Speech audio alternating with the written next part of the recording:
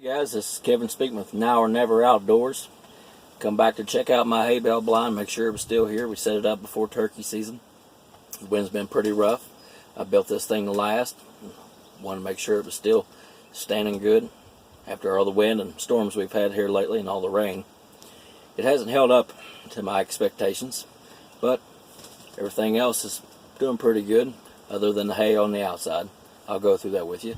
If you're interested in building one of these, it's not hard to do. It takes a couple days as long as you have the supplies. Pretty much all it consists of is 3 cattle panels, some 2x4s, screws, black plastic, and a tarp, and some hay. Or my suggestion would be an erosion control pad you can get from Home Depot for I think around $50. Not real high. There's a million different ways to make these. This is just the way I did it. I'll go through that with you. It's nice. We got the turkey hunt out of this year. Turkeys don't pay no attention to it. You have open farmland, wonderful hunting. Early September, when farmers are doing their hay, you put this out in the middle of a field with a couple other hay bales, deer don't pay no attention. Around here, deer usually come out early evenings in fields. Not spooked yet. Early bow season, great hunting opportunity, especially if there's no cover in the middle of the field. You can sit this bad boy right in the middle anywhere, and they don't think nothing of it. It's just that simple. Let's go over with you what I've done. We have a 5x7 platform down here. 5x7 don't seem big enough to hunt out of if it was straight walls, but you have an oval shape. Makes it round like a hay bale. So you take and build you that.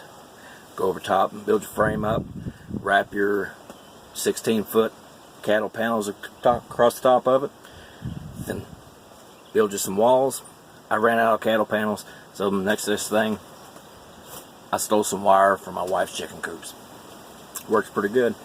It's held up. Cows got in here and kind of put some dents in it. No big deal. They tore some of the hay off. The rain, the wind has tore some of the hay off. We'll have to redo it by next season, but I'll go over that with you too. But all in all, couple day project. Maybe get into about $100 worth of supplies and materials. Beats paying $600 for one out of a catalog. Ones out of the catalog have their advantage. They're lightweight, easy. You can move them a lot better. This thing's fairly heavy. I have to have a drag to drag it with the four-wheeler. I can load it up on a trailer, no problem, move it to a different farm, but it's not packable. No ways packable. But if you want to look at it, we have a total of 6 windows in this one. You got 2 here to the side. We have 2 behind me that's shut. We have the 2 that's in front of me. Pretty nice. Four-wheeler sitting out there. The other side we got our door. Nothing fancy. It's sturdy. Let's go outside and take a look. We go through here. Go out into the sun and the wind.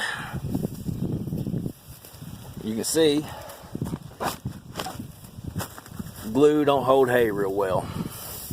So on the other side, hay's sticking better because I put this black netting up. Held it pretty good, but where the black netting wasn't, the wind and rain has already taken it off. So any advice, if you want to build one of these, spend the $50 on an erosion control pad and it'll last a lot longer. Go to this side. Nothing fancy. Same thing. Got the padding. This side hasn't got much wind, so the hay has stuck well. I used a couple cans of glue for this, and it don't last real long. So as you can see, the hay's growing up around this. It's already set for fall hunting. But major thing, if you want to build one of these and you're going to sit this where the wind's going to get it, put you some eye bolts in the frame. I have 4 in here. Anchored down. My anchor's over here out of the ground, but it's still held up. It's built heavy enough, guys, that this isn't going anywhere. I've got the other sides anchored down. Works pretty good. So as you can see at a distance view how nice that looks. Looks beautiful. Deer ain't gonna care.